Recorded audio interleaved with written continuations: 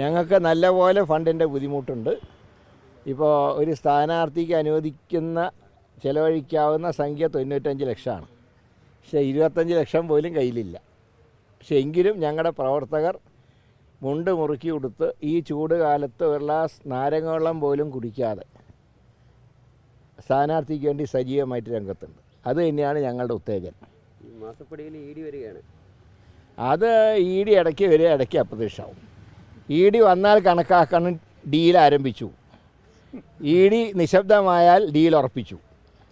ഇപ്പം ഞങ്ങളിവിടെ BJP 3-ാം സ്ഥാനത്തേക്ക് വിടണമെന്നാണ് ഞങ്ങളുടെ ആഗ്രഹം. പക്ഷേ BJP 1-ാം സ്ഥാനത്ത് എത്തിക്കാനാണ് പിണറായി വിജയൻ്റെ ശ്രമം. അതിലൊരു ദുഃഖമുണ്ട്. മത്സരം LDFും UDFും തമ്മിലാവണമെന്നാണ് ഞങ്ങളുടെ ആഗ്രഹം. പക്ഷേ ഞങ്ങളുടെയൊക്കെ തലയ്ക്ക് മുകളിൽ BJPയെ കൊണ്ട് പ്രതിഷ്ഠിക്കാൻ മുഖ്യമന്ത്രി ശ്രമിച്ചാൽ അത് ഈ മണ്ണിൽ ചിലവാവില്ല.